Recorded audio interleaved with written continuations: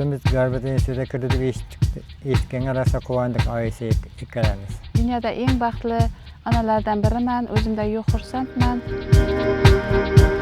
Yine oilaviy sharoitga qaraganda mablag' sharoiti yetishmaslikda bizlarda. Bu yerdan bitta bola Garvardga 100% grant yutasa, shaxsan men ishonmagan bo'lardim.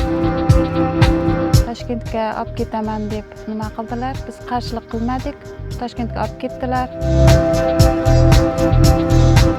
3 yilda ingliz tilini yaxshilab o'rgandi, IELTS oldi. Ushbu muhtasham zalda o'tirgan Jasurbek Umarov Garvard universitetida.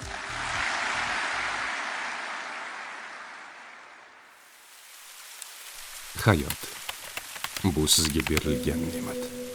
Shamol singari esib o'tadigan lahza, suv singari oqib ketuvchi vaqt va taqdir chorrahasidagi sizning tanlovingiz.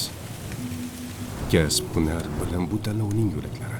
Yashash va rivojlanish uchun tuynukdan emas, kengroq rakurslardan qaragan insongina berilgan imkoniyatlardan oqilona foydalana oladi.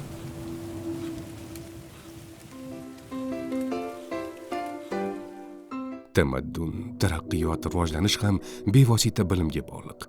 Tanlovingiz biz bo'lsak, Jasurbek kabi siz ham bilim olishga jasorat bog'lay olsangiz, hayotingiz turli ranglarda jilolanadi. Yine oilaviy sharoitga qaraganda mablag' sharoiti yetishmaslikda bizlarda. Bizda oilada 3 ta o'g'lim bordi. Kattasi Temurbek. Uni ham institutga o'qishga kirdi. Grant yutibdi-da u bola. Uni ham quvondik biroq. Uni keyingisi qiz edi. Uni ham kontrakt biroq u qiynalib o'qitdik. Katta farzandim Temurbek Toshkentga o'qishga kirdi. Milliy universitetga. Keyin shu kichik o'g'lim Jasurbekni ham 9-sinfni bitirgandan keyin Toshkentga olib ketaman deb nima qildilar? Biz qarshilik qilmadik. Toshkentga olib ketdilar. Jasur avvaldan o'zi matematika, ingliz tilidan bu yerda o'qirdi o'zimiz maktabda. Toshkentda birinchi o'zim borganman o'qishga. O'sha paytlari Hasanxo'ja akani, umuman ko'p ilmli insonlarni kuzatib yurardik va bir payt MIT ga kirgan o'zbekistonlik yo'q degan xabar chiqqan. Qadamlar, ular qanchalik mustahkam, qanchalik ishonchli, qanchalik maqsadli. Sizni bilim maskaniga chorlayotgan qo'ng'iroq. Maktab, ustozlar.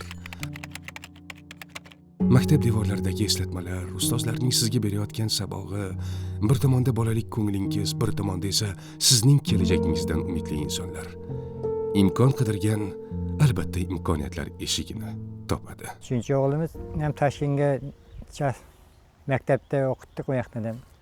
Katta o'g'il unga yordam berdi, kichkina ukasiga. Hop, Jasurni nima qilib Toshkentga olib ketgansiz deydigan bo'lsangiz, o'z ukamni ham chetda o'qitish niyatida, o'zim niyatim amalga oshmagan, Toshkentda o'qiganman. Ukamni Toshkent ingliz tili o'rganishga ham olib borganmiz, o'qiganmiz. Orada keyin Hasanxo'ja aka maktab ochayotgani, maktabning missiyasi o'sha bizni MIT ga, top universitetlarga kirgizadiganlarni tayyorlaymiz deyishgani uchun ukam ko'rsatganman ekan. Keyin mana shu yerda o'qib ko'rsang bo'lar ekan, o'qisang kirishing mumkin ekan degan narsani. Va grant ham e'lon qilishgan. Ijtimoiy tarmoqlar orqali hatto ishxonaga kelib maktab to'loviga o'sha qiynalayotgan ota-onalar grant so'rab murojaat qilishdi va bularni hammasiga biz sabr qilib turasizlar. Bizni moliya bo'limiz aynan bizni qobiliyatimiz qay darajada, ya'ni grant ajrata oladi degan umumiy ular bizni raqamlar berishdi va biz tayyor ekanmiz, ya'ni imkoniyatimiz bor ekan, qaysidir ma'noda grant ajrata olar ekanmiz. O'sha grantga topshirganmiz, olib borganman ukam yonimda o'zimizning kvartirada birga bo'lganmiz, bolalar boshqa bolalar bilan. Shu o'zini kuchi bilan shu Shod shkol maktabiga o'z kuchi bilan grant yutib olib o'qishga kirdi. O'zim u maktabni borib ko'rdim, sharoitlari yaxshi, zo'r imkoniyatlar berdi.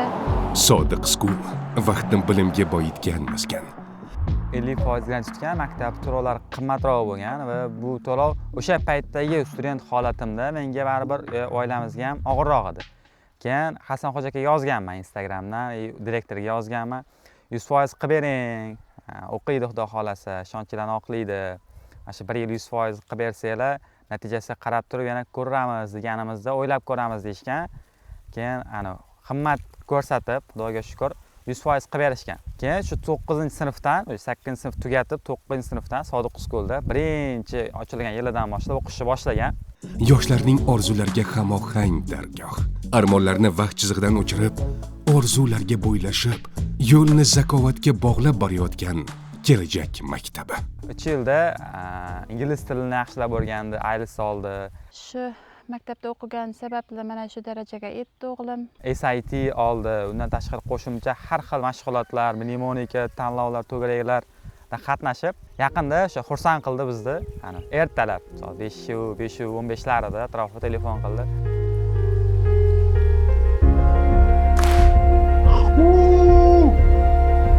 What?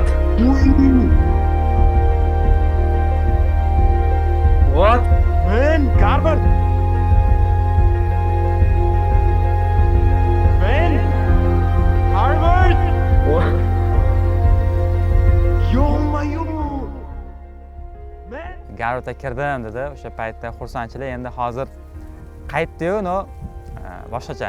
Undan ko'ra men xursand bo'lganman, sababi bu maqsadni boshida o'zim qo'yib harakat qilganman. Ko'proq men xursand bo'lgan bo'lsam kerak. Videosida ham o'zi xursand bo'lmagan o'z darajada. O'g'lim Jasurbek, Ayjon o'qishga kirdim dedilar. O'zimda yo'q xursand bo'ldim. Qanday o'qish ekanini bilmasdim avval. Amerika Garvard universitetiga o'qishga kirdi. Toshkentga, Nukusga kirgan bolalarni eshitgandim. Lekin Amerika degan universitetni birinchi marta eshitdim. O'g'limiz Garvard institutiga kirdi deb eshitganga rosa quvondik, oilasi ikkalamiz. Dunyoda eng baxtli onalardan biriman, o'zimda yo'q xursandman. Keyin bilsak, u katta institut ekan. Garvard instituti jahonda. Jasurbekka, ya'ni ukamga o'xshagan top universitetlarga kirish uchun kim harakat qilish kerak desa, birinchi navbatda ota-ona eng kamida xalaqit bermasligi kerak. Ya'ni o'qiyman degan paytida molingga bor yoki buni qil yoki bu yerda o'qiysan, bu yerda emas deb qiziqishlariga xalaqit qilmasligi kerak. Imkon bo'lsa, imkon yetadigan bo'lsa, sharoit yaratib berish kerak yoki sharoit yaratib berish uchun kimlarning oldiga borish kerakligini qilish kerak. Undan keyin akalari, opalarini qo'lida bo'ladi. Ustozlar, ya'ni yaxshi shogirdlari bo'ladigan bo'lsa, faqat menda o'qish kerak demasdan imkoniyati bor joylarga yo'naltirish kerak. Masalan, viloyatlar, tuman sharoitida hamma sharoit qilib bo'lmaydi. Shaharga bo'lsa, imkoniyat bo'lsa, shaharga ko'rsatish kerak, qayerga borish, nima qilish. Endi nimaga biz Sodiq School tanladik desangiz, Sodiq Schoolda birinchisi asoschisini missiyasi. Hasanxo'ja aka oldindan kuzatib kelganmiz.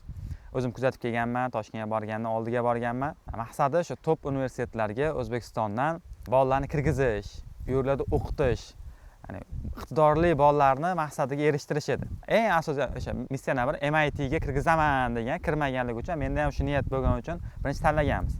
Ikkinchisi yaxshi jamoat tuzilganligi. Boshida ham ko'rganmiz, eng kuchli o'z soha mutaxassislari chaqirilgan o'qituvchilar, matematika o'qituvchilari, ingliz tili o'qituvchilari, mnemonika, self study qilish bo'yicha, shaxsiy rivojlanish bo'yicha doimiy harakat qilishadi. Ya'ni bundan pullar yashmaydi. Bu pul boshqa joyga olayligidan ko'ra degan narsa yo'q. Maksimal shu bolalarga harakat qilishadi. Va boshidan keyin tanlov, saralash bo'lganligi. Ya'ni sinflarga bo'lib, eng iqtidorli bolalarni bitta sinfga yig'ganligi. Bitta sinfda yaxshi bolalar bo'lsa, eng muhim muhit yaxshi bo'lsa, natija yaxshiroq bo'ladi. Mana shuni ta'minlashga doim harakat qilishganligi.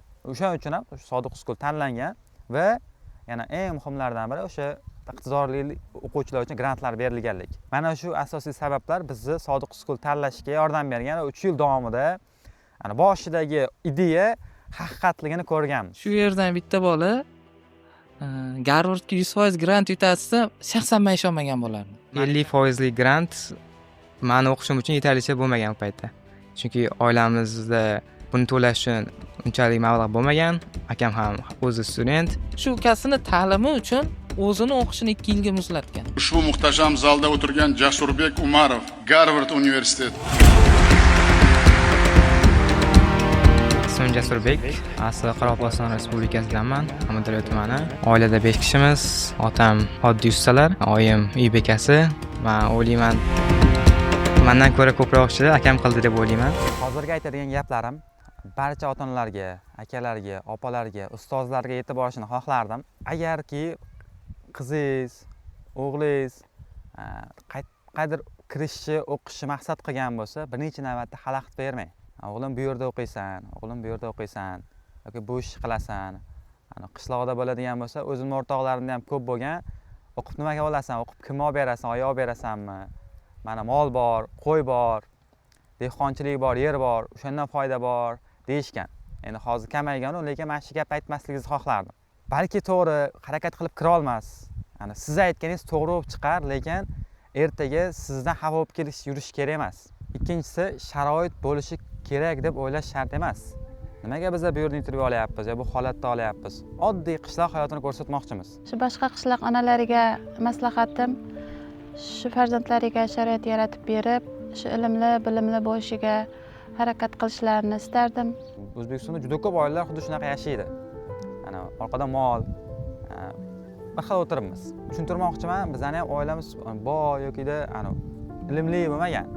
Ota-onam ham masalan o'qimagan, lekin harakat qilishgan, yo'q deyishmagan. O'qiymiz desak, kursga boramiz, tayyorgarlikka boramiz desak, yo'q deyishmagan. O'sha orqasidan biz bir natija erishyapmiz. Sizdan ham so'raganimiz mana shu bo'lardi. Ko'p pul kerak emas. Viloyatlarda ham juda ko'p kurslar bor, faqat ertaroq berish kerak. Vaqtini shu ilm olishga, kursni o'rganishga, fanlarni o'rganishga qaratishga yordam berish kerak. So'mda yoki summani aytadigan bo'lsa, masalan 3 yil Toshkentda o'qiydigan bo'lsa, juda katta pul ketmagan. 10 ming ketgandir yo'q bu yog'i. Lekin bu pulni 3 yilga bo'lib yuborsa juda kichkina pul bo'ladi. Hozir 400 ming dollar yaqin grant yutyapti. Bu pul ko'pchilik umri davomida ham ishlab topa olmasligi mumkin. Mana shunaqa natijalar bo'ladi. Muhimi ertaga sizdan xursand bo'ladi, duo qiladi. Shu farzandlarimiz chet ellarga borib o'qib kelishsa, qishlog'imiz hayoti yanada chiroyli, go'zal bo'lardi. Shuning uchun ham onalar sizlardan iltimos, shu farzandlarimizni o'qitaylik. Juda ko'p yoshlar bor, yoshlarni bilamiz, talantli bolalar. Albatta, top universitet bo'lsin, top kasblar bo'lsin, zamonaviy kasblar bo'lsin, hammasini egallashadi. Muhimi sizlar, bizlar imkoniyat bersak bo'ldi. Ma'lumot qayerdan olamiz? Bilmaymiz-ku deydigan bo'lsangiz, hozirgi kunda juda ko'p manbalar bor. Yoshlar agentligi juda ko'p ishlar qilishyapti. Xususiy maktablar, Sodiq Suluv o'xshagan ijtimoiy tarmoqlarda juda ko'p ma'lumot berishadi. O'shani kuzating, kuzatishga yordam bering. Aytadiganim shu. O'qitsangiz, albatta oxirida yaxshi natija bo'ladi. Shiddat bilan rivojlanayotgan bugungi davr insonga moddiy ehtiyojlarini qondirishdek zaruriyatlar qatoriga suv va havoda kerak ilmni ham qo'shdiki. Shu tufayli inson o'zligini anglab, taraqqiyot sari dadil qadam qo'ymoqda. Ummonlar qariga sho'ng'ish, koinotni zabt etish ham aynan ilmni mahsuli ekanini bugun hech kim inkor eta olmaydi. Birgina mujda, birgina yaxshi natija hayotni chaqmoqdek uyg'otuvchidir. Chekinmoqlikka sabablar bo'lishi mumkin, chekinmaslikka esa jasorat kerak. Faqatgina birgina insonning jasorati uchun yonidagi insonlarning ishonchi, quvvati kerak bo'lar ekan. Istasangiz, jazm qiling, kuchga aylaning va yorqin kelajakni yaratishda bizga ko'makchi bo'ling.